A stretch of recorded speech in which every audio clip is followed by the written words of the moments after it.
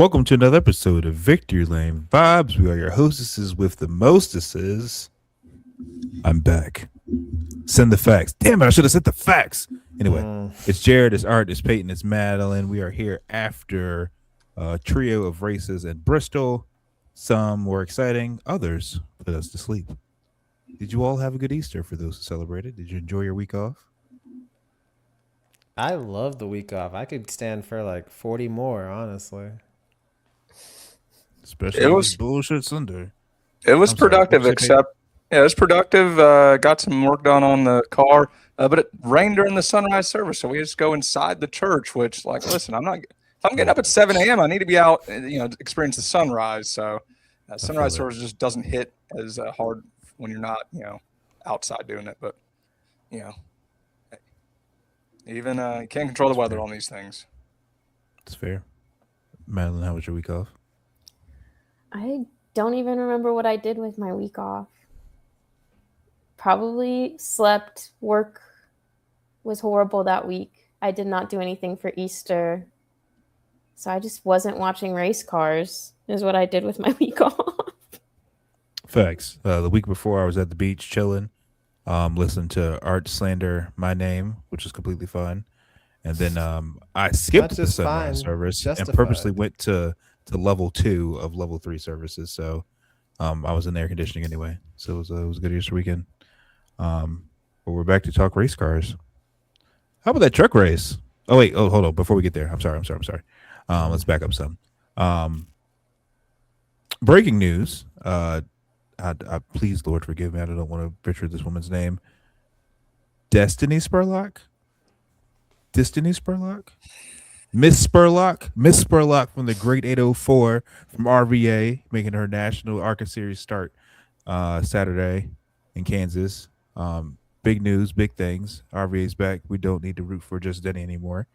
Um, where do you fare her performance is going to be? I know she's had a couple top 15 so far in her starts, but as she goes into her first national start, what are we to expect out of Miss Spurlock in the corn?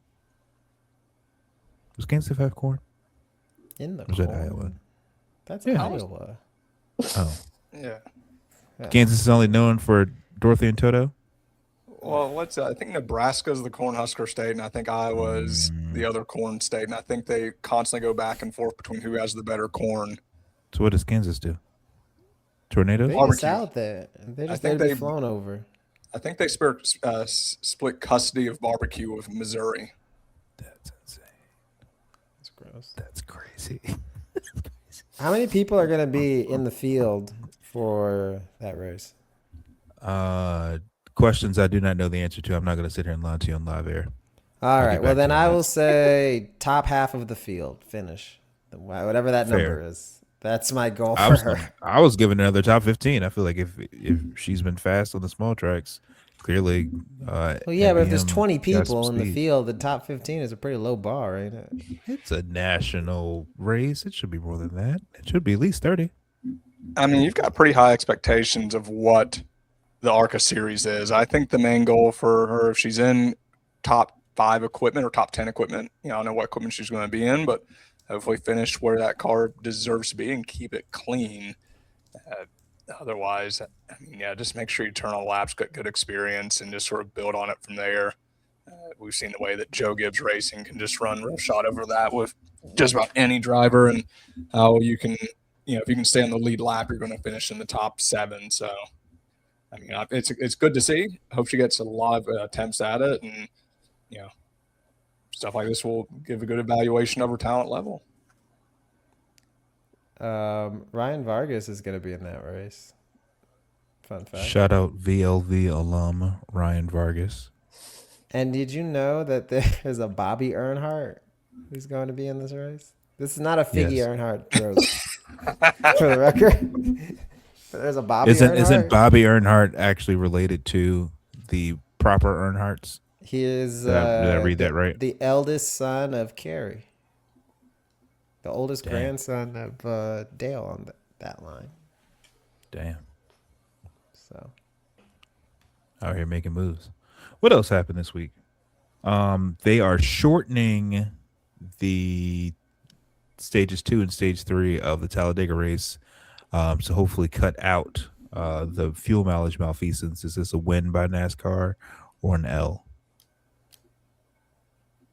I mean, the biggest issue we've seen with these cars is since they can't pass each other at these big restrictor. I'm going to call these restrictor plate tracks because I'm not the brightest bulb, and I'm not going to sit here and try to figure out all these changes to appease NASCAR and the powers that be.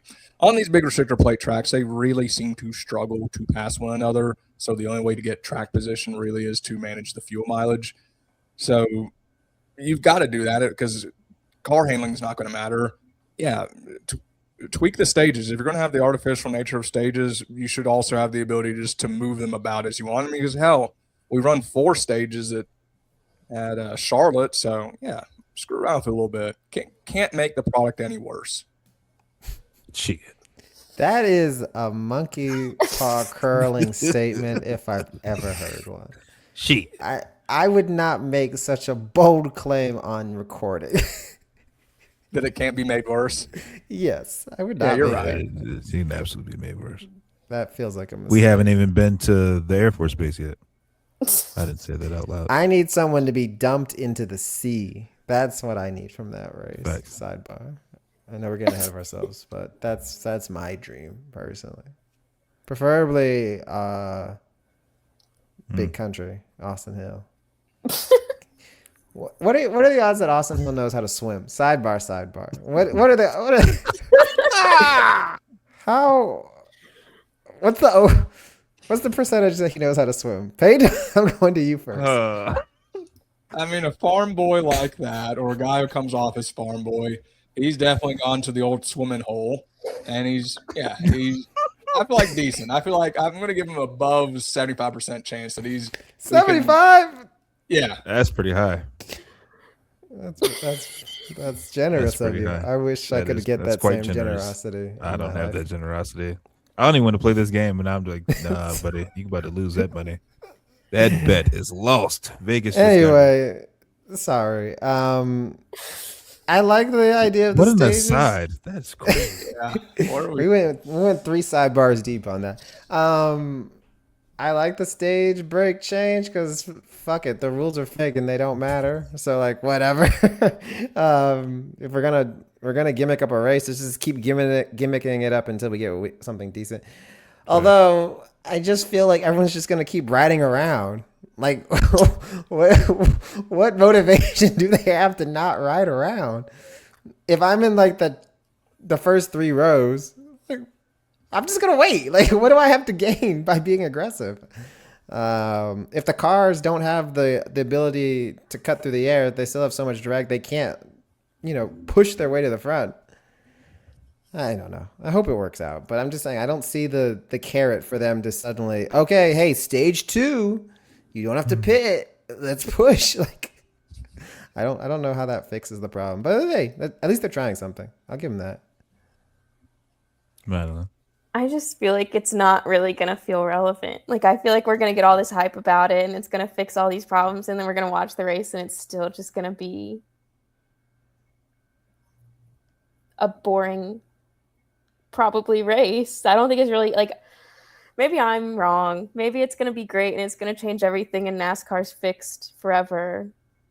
Yay. But I don't know. I have no expectations about it, to be honest. And I forgot it was happening. I didn't realize it was happening. I'm hoping for chaos personally.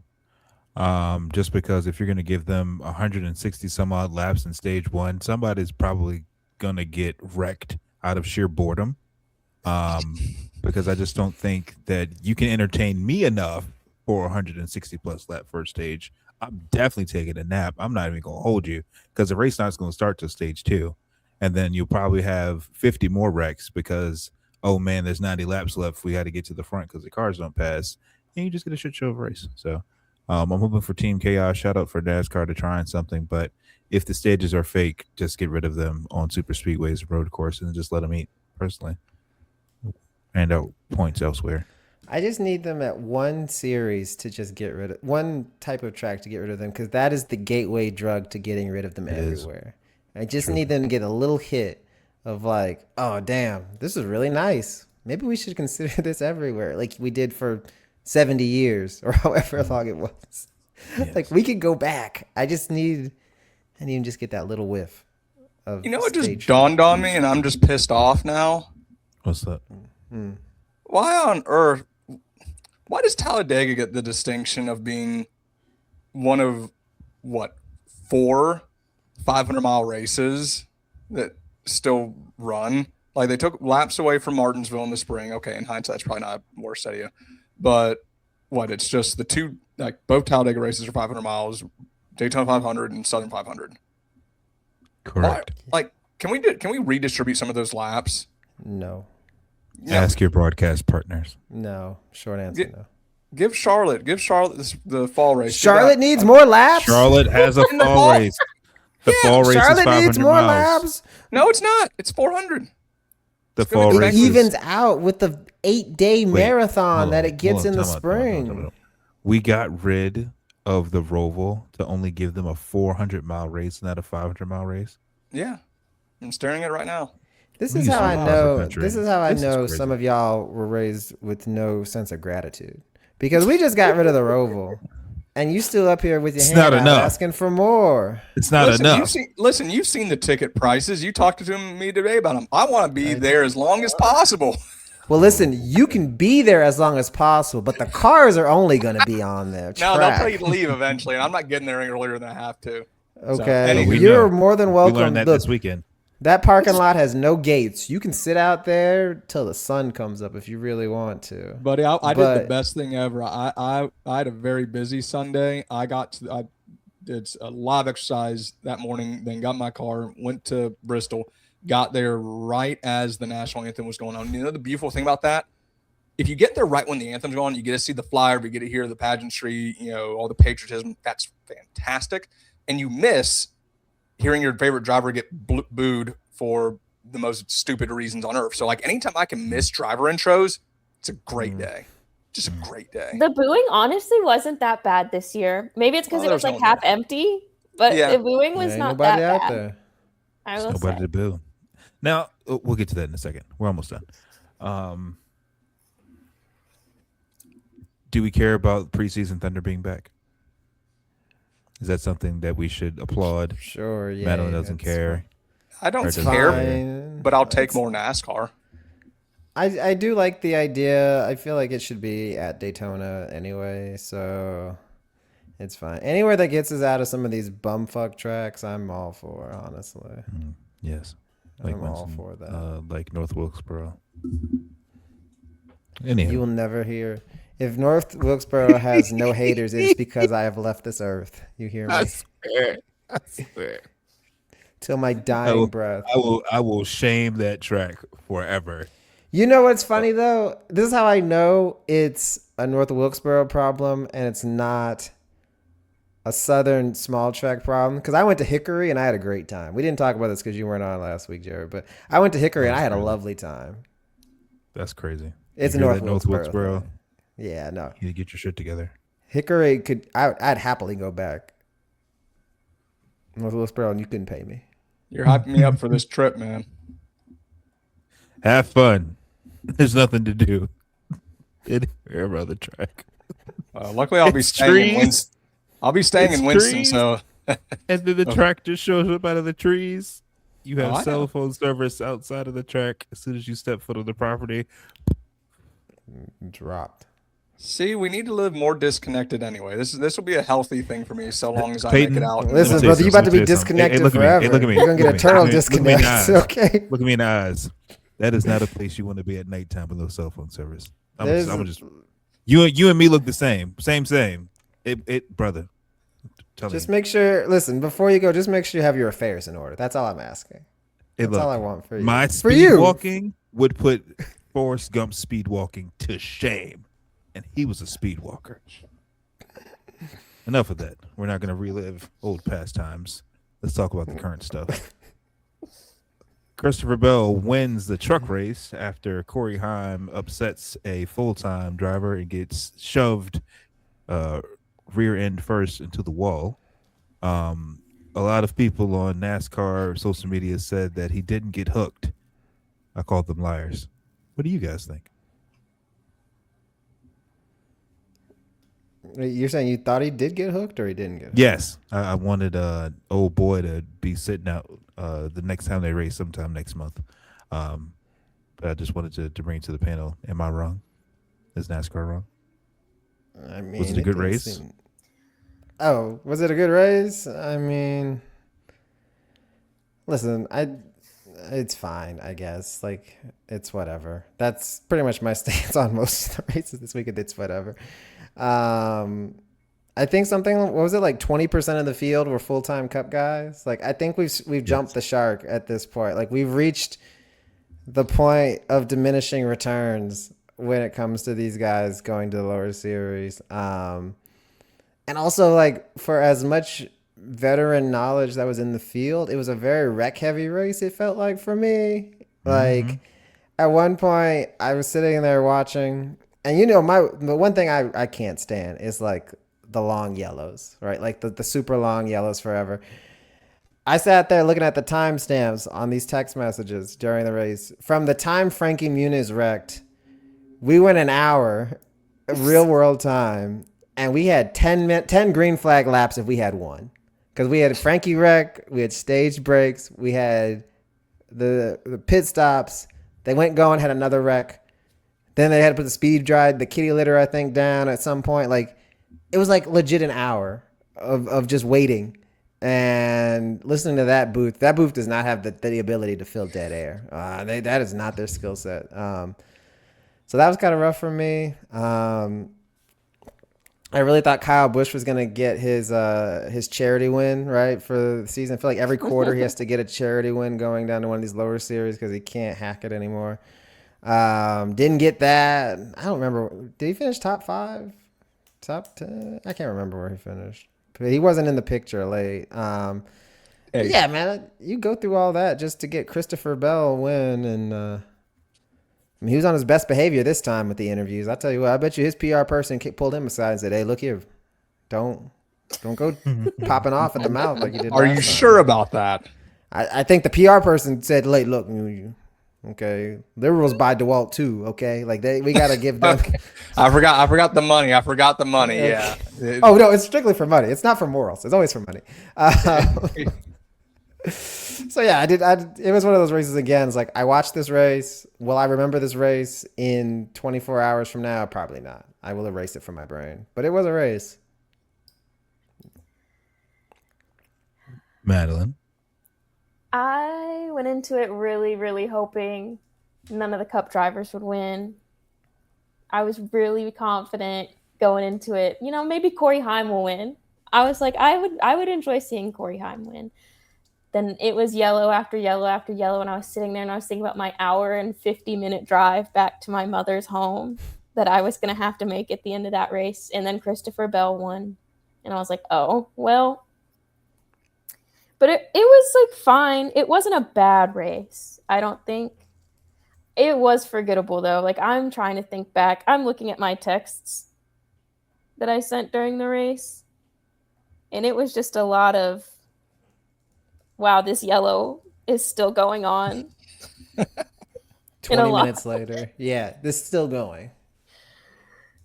So, like, it wasn't bad, but it wasn't great.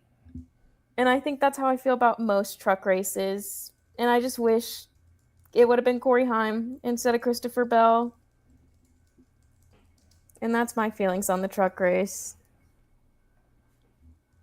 For me, this is the very good. So I'm in a weird place. I like Corey Heim, but I want to see some of these other regulars sort of win it. I will give Corey Heim this. He always finds a way to make it way closer than it ever should be. Oftentimes, no fault of his own. Like that race at Rockingham 2 weeks ago. Shouldn't have been that close, but ended up being close and being very entertaining. So anytime you can do that, I'll take it. I was legitimately pulling for him because I don't know if $500,000 is life-changing money for him. I don't know if it would change his circumstances. I'm guessing the GoFundMe to get him in a full-time truck ride or full-time O'Reilly ride or whatever isn't, a $500,000 goal. But that's still probably, listen, if the equivalent of that is $5 for a person of my means, and I see $5 on the kitchen table, like, hey, whose is that? Can it be mine? I'm going to ask for that $5. He's probably going to ask for that 500,000. So it would have been cool to see him capture that.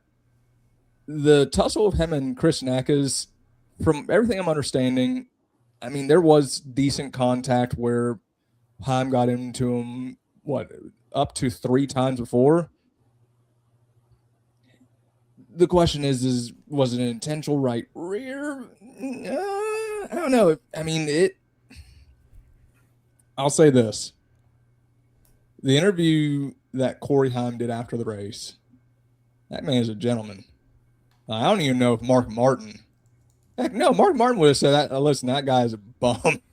Like, even the kindest, most even keel people would be hard pressed to not sit there and say. So maybe Corey Heim generally knows, like, hey, maybe I try to clear myself. Maybe it was just incidental, or he is just has the patience of Pope Leo in terms of just not just laying into Chris Neckes. But from where I was, just, sitting on the couch, yeah, that looked like that because like, no, we're done here.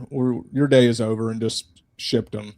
But it wasn't to the level where you're going to see that Tuesday post race from NASCAR saying there's a penalty. I don't expect anything to come of that. But beyond that, man, they really do crash a lot in that series. So hopefully the fans were enjoying that.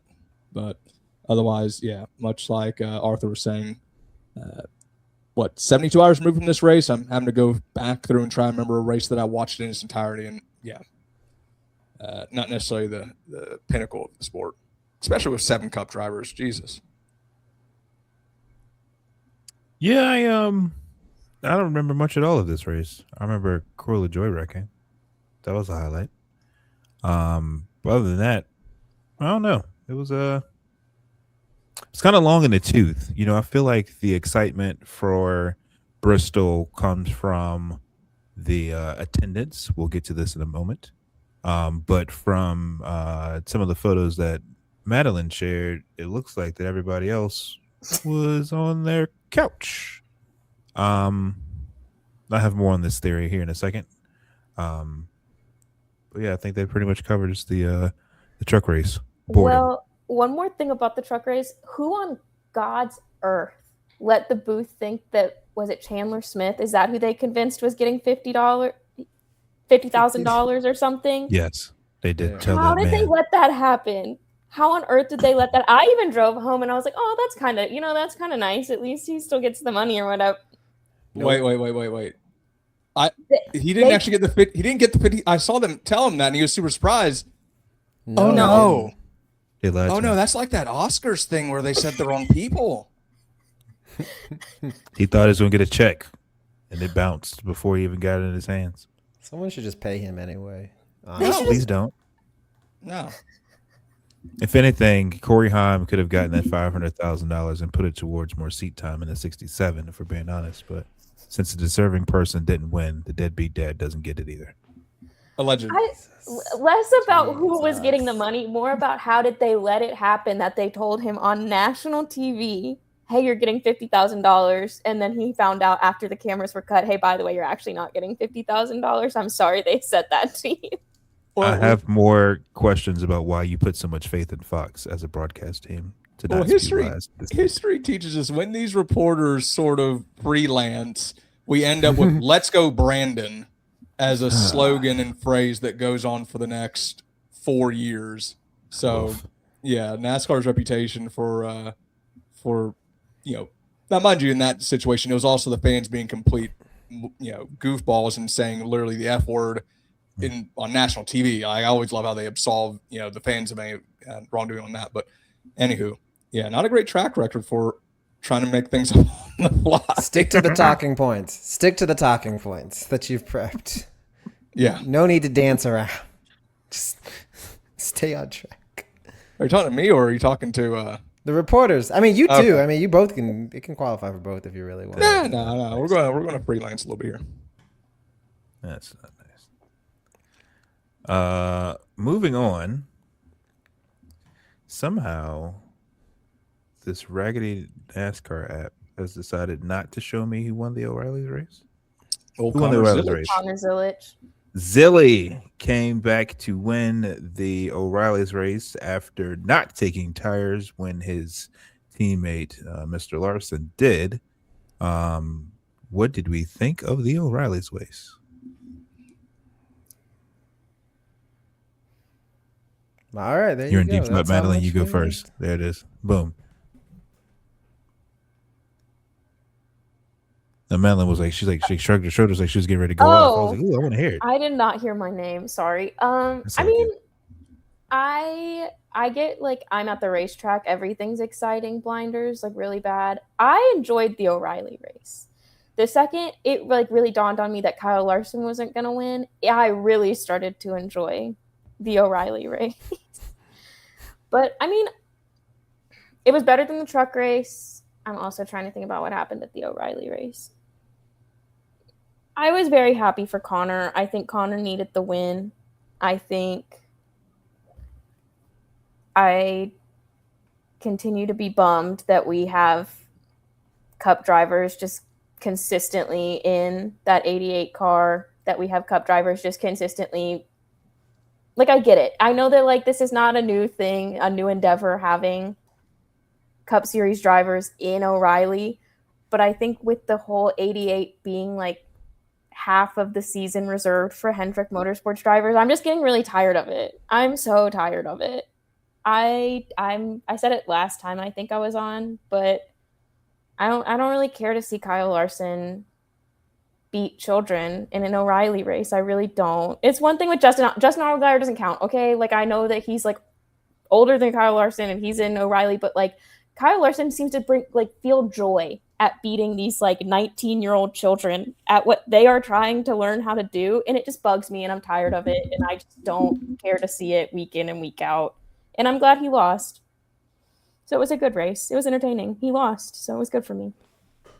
Kyle going to the Xfinity Series, or What excuse me, the what O'Reilly series? Series. That's one. Tick mark.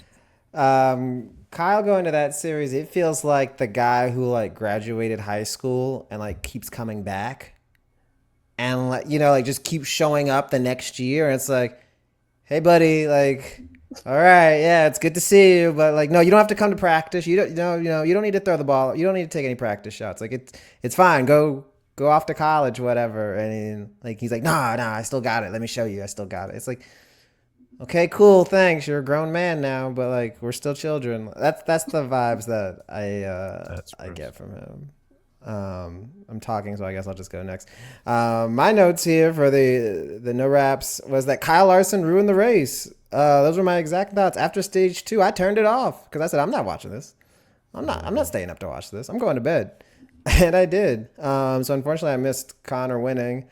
I'm happy with the result, but yeah, to Madeline's point, I'm so over this whole song and dance of putting Raj in this 32 car. Like, if Kyle Larson is the greatest driver in the world, put him in the 32 car and let him go do it. Like, if he is what the 5 flares say he is, it shouldn't be a problem for him. He should be able to win from any car.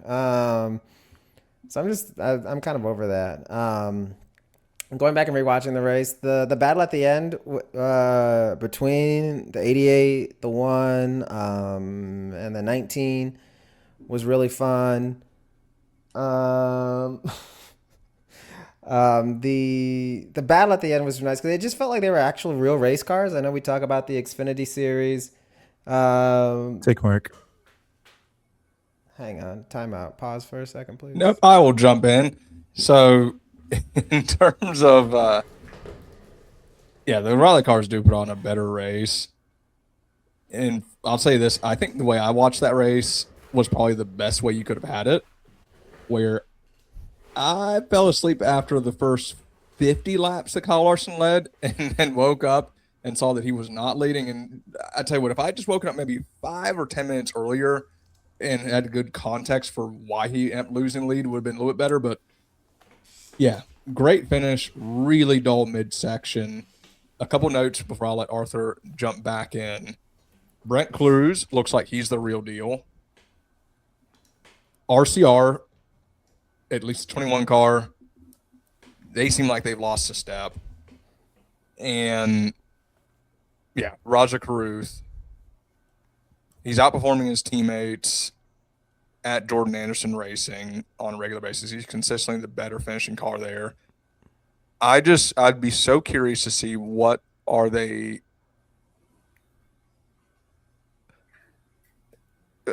what are they looking for out of that out of his performance in the season, because it might be difficult for him to qualify for the playoffs in having to switch back and forth between that equipment. It'd honestly be easier for him if it was winning in, because I think he's got a chance to get a win this year, but it's going to be tough to garner the consistency where you're not necessarily going to be in the hunt for stage points on a regular basis. So that was my main thoughts from the no wraps, but we'll let the Arthur jump back in if it's safe to do so. Yeah, I just had one last thought, and I was just keep thinking about this whole Raj versus everyone else at Hendrick Motorsports 8832 situation. And I just really kind of want to get a feel for like what is the actual purpose with JRM and HMS? Like, are you supposed to be a feeder series or like feeder group where like you're training and elevating drivers to get them ready to like potentially take over spots in the future? Are you just, a spot for Rick Hendrick to launder money and like we'll throw Kyle Larson on there and we'll put Hendrick Motorsports on, 17 cars a weekend? Like I don't get the goal here, and I just don't really see the point of it because they're just kind of having their foot on both sides of the fence, and I just really don't understand what's the end goal of this setup. If it's one or the other, then like okay, it's fine, but it's like they're trying to do both, and I hate it for Raj because we talk about this. I feel like every other week that he's in the 32, but like it's clearly not as good a situation for him, and it seems pretty clear that HMS on some level do not view him the same as Corey Day. Like if you go on if you go and look on the HMS website, you see all of their cup truck guys and Corey Day like on their lineup, like their driver page. Like you don't see Raj. So like it's clear that like there's some standing there that is not the same for them, which again is it's whatever. It's their money. They can do what they want. But it's like, okay, but you're also going to sponsor him for all these races. And I don't like that setup because I just feel like you're better off getting the most traditional amount of seat time and situation possible.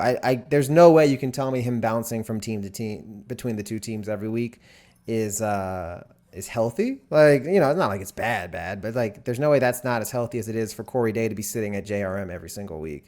So I don't get that. I think It almost makes. Oh, go ahead. Go ahead, Peyton. I think one of the things we do have to necessarily put into context, and I don't know if Corey Day brings any money to the table. He does bring the blessing of Rick Hendricks, probably most talented driver. Here's the question with Raja Caruth. This may be the best offer that he had available. And the thing is, yes, the reality situation, yeah, it is not ideal. Like, perfect world scenario, because I don't think Raja brings any money to the table either, is you'd like to see him in the 88 full time.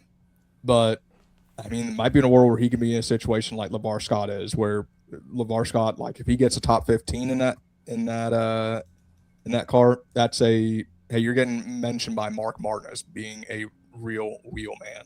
So I think it may be one of the things we have to put in context. Like, hey, this is what it looks like if you don't have any money to bring to the table, and you've shown glimpses.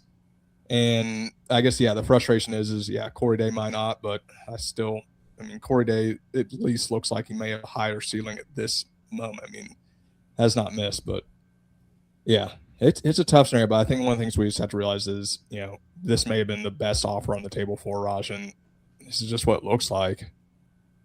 Yeah, I was getting ready to say a similar thing. So great minds think alike. I wonder if like which deal got done first, because it seems like the way that the schedule has landed himself, I think maybe the JR deal came first, and he got his select races, and then the news came out, or he told Jeff Gordon or whatever, and it was like, oh, well, we don't have anybody signed full time for the 88.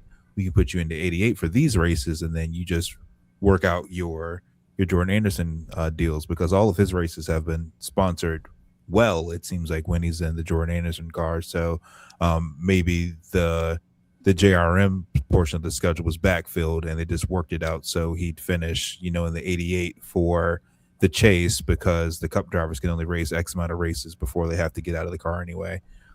Which still leads me to believe, if that was the case, then why is he not in the one? Because I feel like the one's the other all-star car. Because Sammy's full time, somebody else is full time, but I feel like they have 4 cars and 2 of them are part time, or they have 5 cars and 3 of them are part time, or something What, strange Sammy? like that. Now I know Sammy's full time, but who's their other full time driver? Do they have somebody else? Allgaier. Or Justin Allgaier, yeah. So then the And then 7 we and got 8 are full time. Travis Quapple, well, he's not even in that seat full time either. Yeah. He's so he's sharing his car. Raj is sharing his car, and I guess people who brought money fill in the rest of the time. So it's all very strange, but whatever the business is works.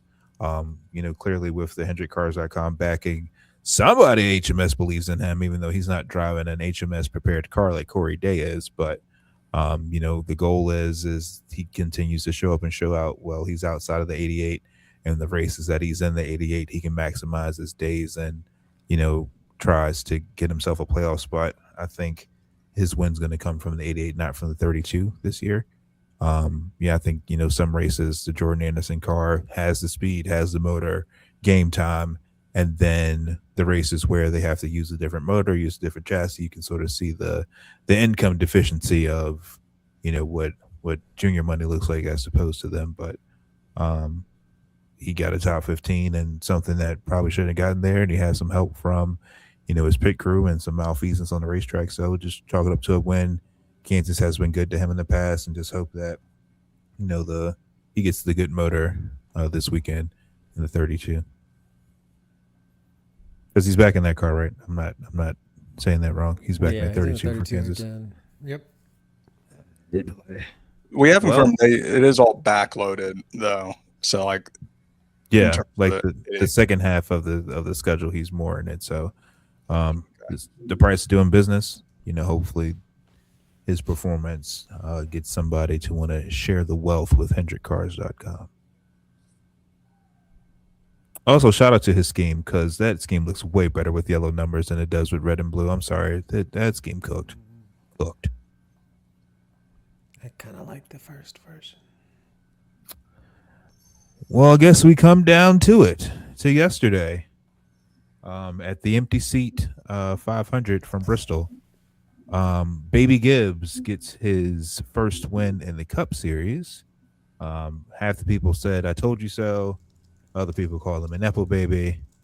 I'm personally glad that he won. He normally runs well at Bristol. He finally got it done in the JGR car, which means everybody now at Joe Gibbs is competent, it seems like, as far as having race winning speed. Personally, I put them on teams to watch, because now that Ty has proved he can win at the Cup level, I think does he get do we want to set the bet line? Does he get another one? Does he do it again? All right. Hey, hang on now. I get like a no this and season? Yeah. Ever. No, this season. Oh yeah. He'll get another. Does he win? Obviously, he's going to win more in his career, but does he get another win this season? No.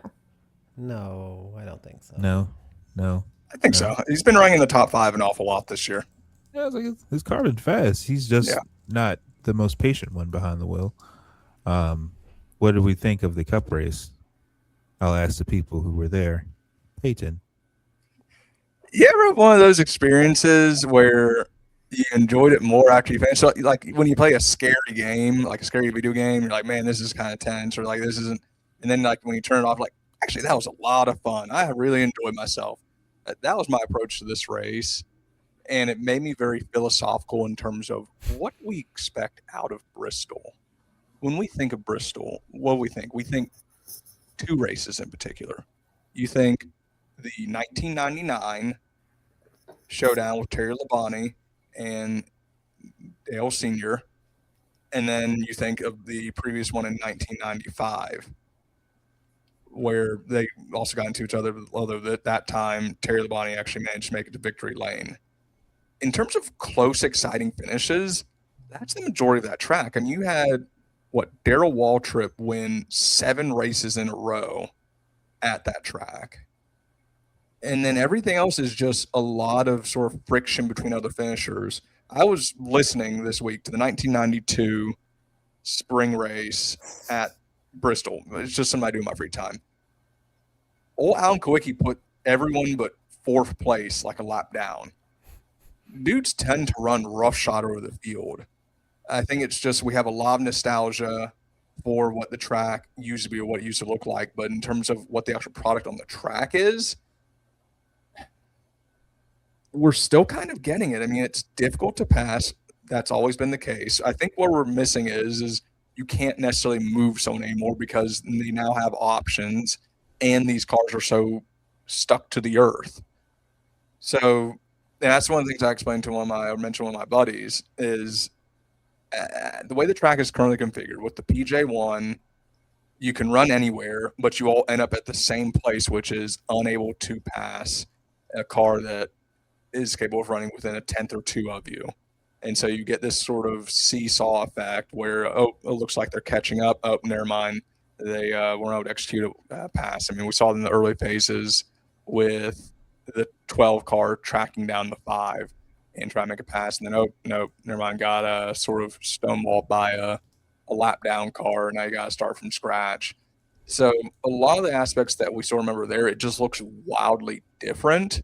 I think what made me come around to really enjoying it was the last 50 or so laps. I think really made things very enjoyable. Seeing the top 3 cars, which was definitely the 12 car.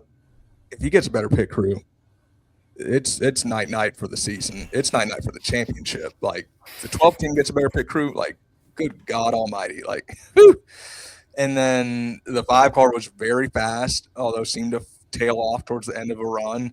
And then on some of those restarts or some of those like short runs, he looked a little bit shaky, especially when he was battling against Blaney. He had that car very sideways, which was impressive to see. And then the 54 was strong all day, and he was able to make some passes towards the tail end to get around the 5 car to put himself in second place. So that's one thing I did appreciate. The 3 best cars were in battle together. I traditionally do not like green, white checkers because you usually get a winner that wasn't supposed to be there. You get the wrong winner. It just doesn't do it right. Or the original ending to the story we would have gotten would have been super satisfactory. So this was fine because we got a very close finish out of it, and the right driver still won. I mean, you could argue that Ryan Blaney also was probably the most rightful of the drivers win it, but the 54 car was leading before that final caution came out with 3 laps to go. So I said it elsewhere. Other people have now also said it. Not that I actually put it out in a public forum first. In terms of non-zany pandemonium BS next-gen races at this track, this was the best. Does that mean it was a high-level, like, all-time classic race that we're going to save to our DVR? No. But I would say for this car, that might be the best that we can sort of hope for.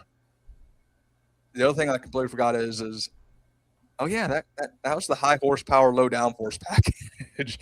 I completely forgot about it. I wasn't watching on TV. I don't know if they brought that up a whole lot on TV, but I completely forgot again that this was the high horsepower, low downforce. And I think I said the same thing after Martinsville, that if you hadn't mentioned to me that this was the high horsepower, low downforce. So more horsepower, less downforce, please. Madeline. I feel like I had the opposite experience where, like, when I was there, I was like, wow, this is fun. Like, the race is entertaining. Everything's great. Ryan Blaney's leading. And then the race ended and I was like, damn, that was kind of miserable. I can't believe that's how my day ended. But like, I was thoroughly entertained by the race. Again, maybe it's the being at the racetrack goggles of, oh wow, all the cars are moving in front of me. This is so fun and entertaining. But I felt like I was watching a race where when I wasn't getting super stressed that Kyle Larson was just going to win the whole thing, I felt like more than one person was in a position to win the race. Like, it wasn't like I was just sitting there and I was like, the only outcome of this race is that Kyle Larson is going to win.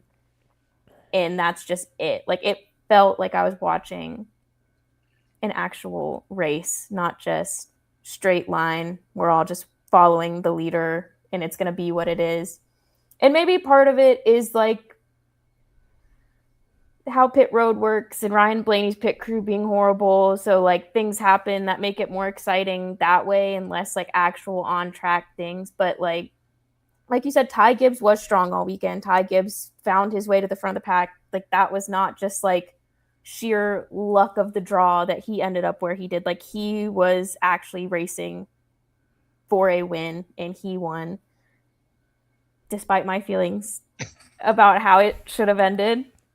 It was an entertaining race. Like it was not a bad Bristol race. Like I think again, people like kind of like what Peyton said, like there's a bit of like nostalgia glasses, I think, with Bristol and like just NASCAR in general sometimes where I'm like, I don't really know what you guys want. Like I think a race could be the most entertaining thing in the world and someone on Twitter would find a reason to be angry about it or say it was bad. But I feel like this was like an okay race.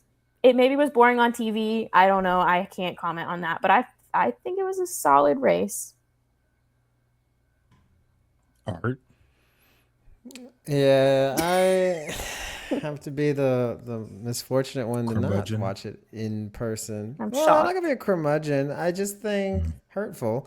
When I think about the race, I've been trying hard to not watch modern day NASCAR with nostalgia goggles. I think to Peyton and Madeline's point, and just try to rate it on its own merit, right? Based on what I watched in the moment, not thinking about 90s, 2000s, whatever. I mean, and in 2026, I fell asleep during stage 3 of this race. So that's how entertained I was. I do think TV didn't do a good enough job at times. I mean, this could have been me, but showing some of the other action throughout the field, right? We've seen this problem before with Fox and other races this year where, hey, if the leader's got a big lead, let's focus on something else. I think it was Peyton's point that it does feel like if I try to not be a hypocrite, thinking about seeing cars do the bump and run and making someone move out of the way, it does feel like that's a bit still impossible, right, in this current car. Like the car just seems too stable and there's just, I mean, I'm not a car guy. I don't know what the term I need for this, but like it just seems like that's not really possible. A couple things that stood out in a positive, I really did like the fact that they could get rubber on the top, right? And we could have both lanes working. And I mean, you saw that at the end, right? Like these are two guys running two completely different lines and they're both being able to make speed and make pace out of it. I think that was really great to see. I know like making the top a thing has kind of been one of the problems for Bristol the last 20 years. The other thing that stood out to me, though, and I know Goodyear has been pretty spicy on their timeline with their tweets, but there were guys out there on 100-lap tires holding off guys on stickers. Like that shouldn't be happening. And I'm not necessarily even blaming Goodyear. I think part of it's probably the car. Maybe I don't know if it's that it's still not enough horsepower to actually burn off the rears. Like again, not a car expert. I don't know how you fix it, but like. You should not be able to finish with stage points if you have whatever it was, like 100-lap tires. It was like a Chase and somebody else. I feel like jumped the field. The 21, yeah, the yeah. 21. Oh, thank you. Yeah, it was the 21. Yeah, And I was right. like, I was pissed that worked so well. I was like, we know what we're getting now. And then you want to talk about late in the race? You had that last caution. Fucking 23 comes down and takes tires. Like, bro, the tires don't mean shit. Like. Anyway, so that was a negative, I would say. Yeah, I mean, I think to go back to Jared's point at the beginning, like if Brian Blaney had an average pit crew, just net zero pit crew, he probably has 2 more wins this year at least. Like that's so crazy to me. Minus 89 net on pit road through the season. Golly, that's pretty brutal. And then lastly, I guess in terms of the race itself, like I am also like happy for Ty, right? I think, Madeline's point, he was up front a lot of the day. This wasn't a fluke. This wasn't, first through third wrecked and you were just riding around in fourth and got lucky. Like he had to hold them off and then do it again on a restart. Like that's really difficult. And he probably had to hold off a better car in the 12 and even in the 5. And I went on record this year saying he was going to win. So I'm glad he proved me right, which I really appreciate when drivers do that for me. Um, so yeah, I'm happy for him. And I did really like that the emotion from him at the end afterwards. Like I know like he's very corporate friendly and doesn't say anything and like all of those things, but I thought that was some real genuine emotion. This is a guy who's really, I'm sure, had plenty of stress, had a broken foot for half the year last year. He's named in a lawsuit, right, by his former head of competition. And that just really felt like a guy who was really happy to like get the monkey off his back, right, and just finally get that win. And by all accounts, Ty in the Cup Series has been a pretty good dude, right? Like it was when he was in Xfinity with Sam Mayer that he was a terror. But I mean, he's kind of cleaned up his act a lot. Like I really can't hate on this guy. So happy for him to get that win. So yeah, I mean, the other question I'll say, Peyton, I'll go back to you because you said that you really enjoyed the last 50 laps or so. At what point, what is the percentage of the end of the race have to be good to make the whole race good?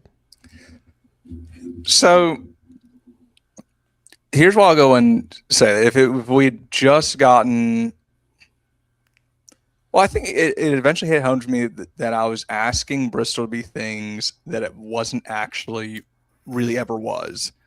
I think when we always think about Bristol, we always think of, Kevin Harvick in the face of Chase Elliott. You think of helmet throwing.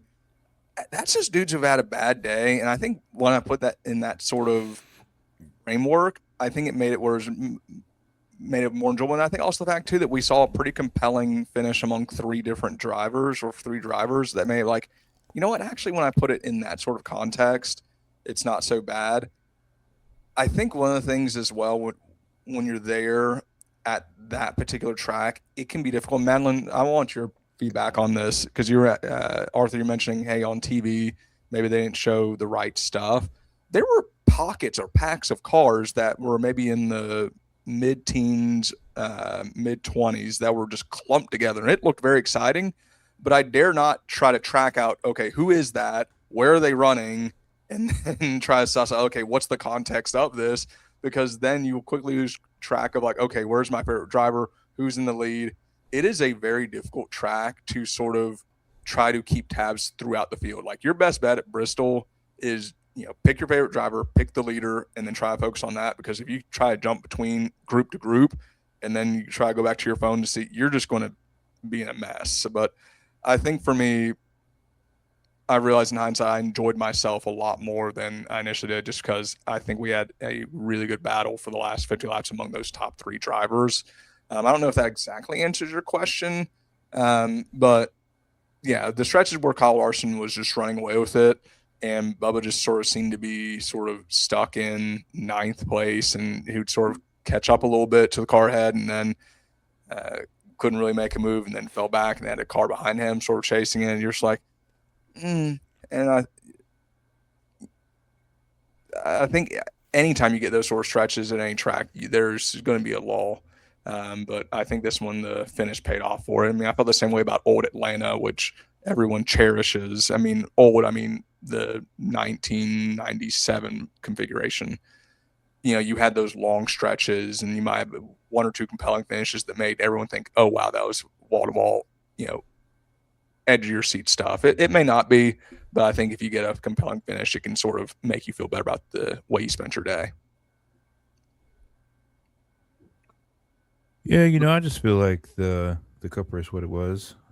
I saw 50 laps of it, but apparently the 50 laps I watched wasn't anywhere as exciting as Peyton's. But glad to see Ty Gibbs win. He's probably been the best driver the 23 cars ever seen, for being honest. And I think that Bristol's attendance issue comes down to it being scheduled during the Masters weekend. The Masters was lit this year. People probably want to stay home and watch Jim Nance on CBS as opposed to going to watch the NASCAR race, which is fine. I just want to ask Jordan Bianchi if he's as appalled as the attendance as he was with Richmond, which is why Richmond lost a date. I might have to get his opinion on that because I feel like from the outside looking in, the last 3 years, the spring race hasn't delivered attendance to Bristol Motor Speedway. I don't want to date chop Mr. Bianchi. Holler at me. Let's talk about it. Can we talk a Um, minute about the whole date situation? Because let's talk golly, about it. I had to hear Let's so talk many about it. tweets, and this is not shade at Peyton because me and him had a little discussion on Twitter today. But I had to read so many separate tweets about all the problems that are apparently very exclusive to Bristol. You know, they got to get housing, they got to Mm, travel. You know, these are mm, all Bristol exclusive problems apparently that no other track has allegedly. to deal with. Allegedly, allegedly. Listen, my thought is this, and I'd love to hear from everyone else. I think it's clear that now more than ever, the NASCAR schedule is very malleable. So I am saying that if there are places that this car right now sucks ass at, we should not be going there twice a year. If this No. cup car sucks at short tracks, then let it suck ass in different places. Take me to a new short track. There's no reason for us to be going to Bristol. And this pains me. This hurts my soul. I hate saying this. But there's no reason for us to be going to Bristol or Martinsville twice a year with this car right now, if you want to be honest. Until they figure out a way to give you a compelling product, week in, week out, whole race, not the last 50 laps. I don't think I don't think these tracks. I'd love to go to two short tracks, but we need to have some variety when it comes to this type of track on this because it's just not good. It's not good. So the crazy thing is, and then Matt, I'll let you go because I see that you ready, you armed up too. But for me, they gave the 750 horsepower to tracks that are a mile and a half less than length, but they don't realize how much off throttle time you have at these places. So what's the purpose of the 80 horsepower if you're not giving them more torque? Like the horsepower is at the higher end of the tuning spectrum, and they don't rev out to feel the extra speed that they gave them. And then my to add on to that thought, if you have Goodyear social media team asking if the race cooked and what they need to do better with the tires, it didn't cook. Madeline, what did you think about what Art said? I genuinely I did not have strong opinions about Bristol's attendance or ticket prices or anything going into this weekend because at the end of the day, I don't work for NASCAR. That's Mm, not my problem. That is mm, not. I can't spend my day on Twitter trying to run NASCAR like a lot of people okay. seem to be able to do. That I do it a lot. I can't lie. I do it a lot for someone who says that she can't do it. I just I think it boils down to we don't need two races at Bristol, and I don't know why it's an argument. There's nothing in Bristol. Nobody wants to. There's the closest hotel is 30 minutes away Mm, in Johnson City. mm, If you want to go to a nicer hotel, that's even slimmer pickings. There's not really much to do around the track, not really places to eat. It's a camping heavy track. And I think what happens is a lot of people are like, well, I'm going to camp for the fall race because the fall race is more interesting. The fall race is a night race. I think more people are willing to do that. And I think people who are willing to camp at a race are like, well, I'm not going to camp at Bristol twice in 1 year. Why don't I pick a different racetrack to go to and camp at instead of watching a boring race in the spring when it's hot and nothing exciting happens. I mm. don't think it's some big deep conspiracy about why attendance is bad. I think it's just it's not 2002 anymore. Mm. I don't know. I don't have Bars, some robust feeling about it. bars, bars. Peyton, do you have a point, counterpoint, or agreement with what the Got three of so us have shared? I've got a lot to play. I didn't realize I was going to be an island on this. I thought fellow Yeah, Tennessee. swim. I thought fellow Tennessee and Madeline was going to come here with some uh, great She came in points. spitting that real. I I mean, knew what side of the fence she was on. what she said was very eloquent and definitely entitled. And Arthur, not quite as eloquent, but we'll. So we've got some Right. points to address, and I know we've got 10 minutes left. So I'm going to try to address these. Okay, I'm going to start with Arthur. You sit here and say, "Well, we've got to move these tracks." Listen, if you don't provide me an entertaining situation from my couch, then we need to move it. All right, you're Marcus Smith. You're Bruton Smith, boy. You own SMI. These are the tracks you own. You own Bristol, you own Charlotte, you own Dover, you own Atlanta, Kentucky, Vegas, Nashville, Wilkesboro. New Hampshire, Wilkesboro, Sonoma, and Texas. Bristol has 2. Charlotte has 2. Dover has 1 more than it should. Atlanta has 2. Kentucky has none. Vegas has 2. Nashville has 1. New Hampshire 1. And the other tracks all have 1. If you have an agreement with the sanctioning body, first off, I'll be damned if I am Marcus Smith. I'm saying you're taking away my races because you delivered a trash product. Like, I prepared that track. I've done everything I can to try and make this race as entertaining as possible. I've covered it in dirt. I put PJ1 on it, and you all brought a lousy car, and you all have not done enough to change it. So I just don't think it's necessarily fair. And you're rarely going to see me ever cape up for SMI. Like, please believe I am not an SMI enthusiast. But I think it puts the tracks in a bad situation where it's just going to be like, hey, you can't make this type track, work well. Now, if you want to make an argument that, hey, maybe we get back to Kentucky, which I know you would never say that, but if you want to open up to some more tracks in their portfolio, yeah, maybe Kentucky needs to get a second date or a first date. Maybe Nashville. Listen, I am really fond of that Nashville track. I've had terrible experiences the majority of times I've ever been there, and I always renew. Like, the moment that the renewal window opens, I'm there. Echo Park is in fantastic shape. I think Texas is improving, but I don't think there's anyone out there who's going to say, yeah, we have to have both races. I think people just have a lot of nostalgia for what that Racing Bristol used to be. The spring race was always kind of a beatdown. It was always, it was never the star. I think the thing you got to remember at the end of the day is they painted themselves into a corner by building the capacity of that track up so large that, and then they also went to the next level of saying this is the last great Coliseum, where they've sort of boxed themselves in, because the solution they don't want to do is you got to knock down those stands. You got to knock down the turn, I believe it will be turn 1 and 2 stands, and just clear those out, and then just remove the coverings from all the other stands. Bring that thing down to 100,000 seats. That's going to look beautiful, because they said there were 70. To say half the stands are covered with exactly. ads anyway. Knock them, just knock them down.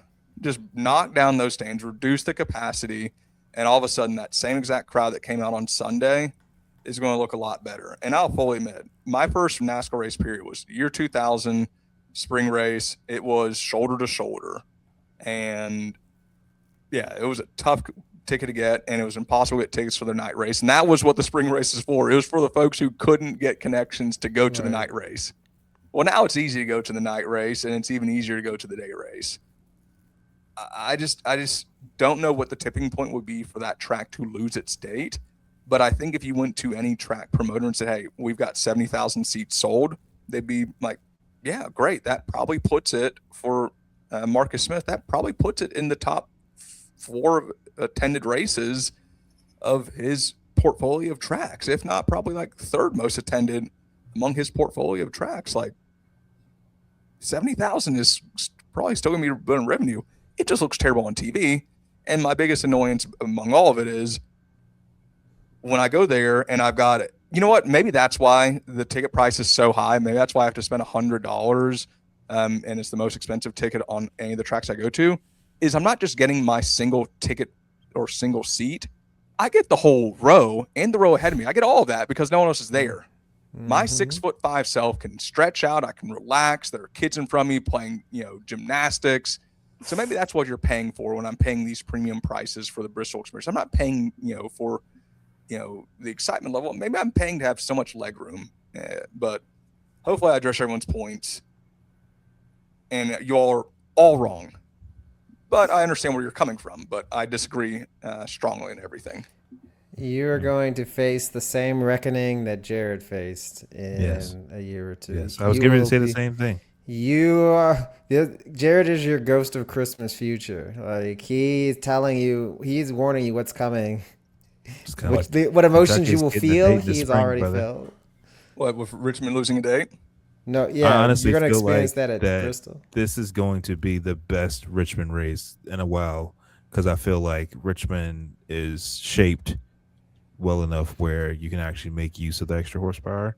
My suspicions will be made true August 15th, so I'm just biding my time. But the car needs to be thrown in the trash, and it's time for a redesign. It's time. They need to get all BMW on it and just change it. Let's do it before the new Camaro comes out. As Can Ready, you break. imagine a Gen 7.5 refresh Oh, it in the needs off it. Oh, it season? needs it. Oh This shit is ass. God, This car is fucking terrible. it's Do we care for lights too bright this evening? Just keep it pushing. I got one real quick. Oh yeah, go ahead. Lights You too can go bright. first. Who you got, Peyton? Yeah. So whoever at the 24 team said, "Hey, can I borrow the notes from the 22 team at Darlington?" Bad idea. Don't do that. Don't do that. Don't steal those notes. 5 laps down on pure pace. Woo-wee. That's You ain't the stinky. real 24. That's all. I was going to say that. Yeah, I see you've got your William Byron door panel behind you. That had to sting yesterday, I buddy. will be in your house by midnight. Not the people outside your house don't get to you first. They're coming with me. I'm bringing them with me. I'm loading up the car. I'm coming with company. Come my on, lights- friends.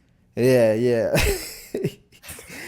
My lights too bright is gonna be Kyle Larson for being the greatest driver in the world and leading 1,000 laps in 24 hours and winning shit all. That's my lights too bright. Take that, you bum. That's I like this. Keep going. Keep going. Madeline, who's your lights too bright? My lights too bright is once again Ryan Blaney's crew. I'm over it. I'm done.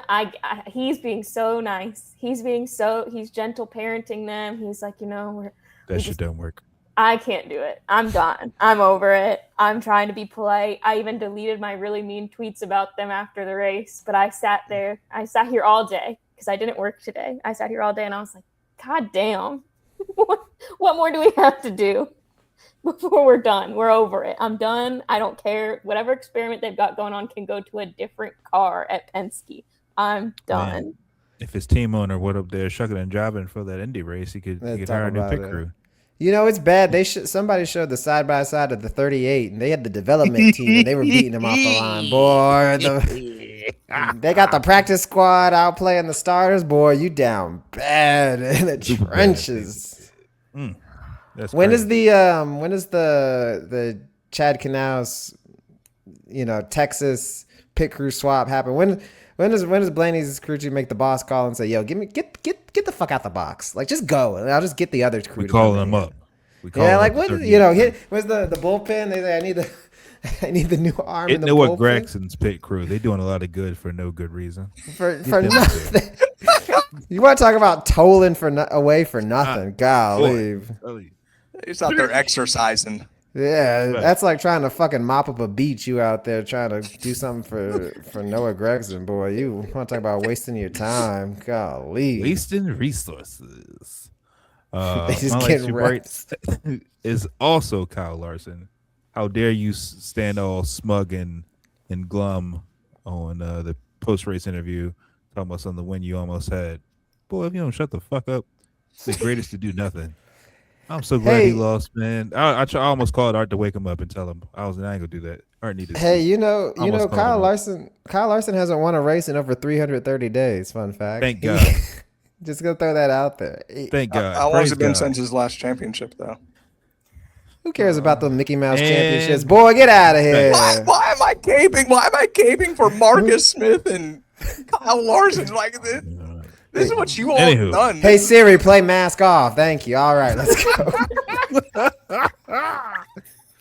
Well, with that, ladies and gentlemen, this has been another rousing episode of Victory Lane Vibes. Tell your mammies, tell your Grammys, like, comment, subscribe. The trucks have another race off. I don't know how NASCAR still keeps a whole series that doesn't race. Whatever, that's not my money spending decision. O'Reilly's and the Cup people are in Kansas. Arca is in Kansas. We will be back post Kansas. Play my music. Jordan Bianchi, shine your loafers. I'm gonna get you to come on VOV and explain yourself about these scheduling dates being canceled. or recommended to be so. Play us out. Man, it's good to be back.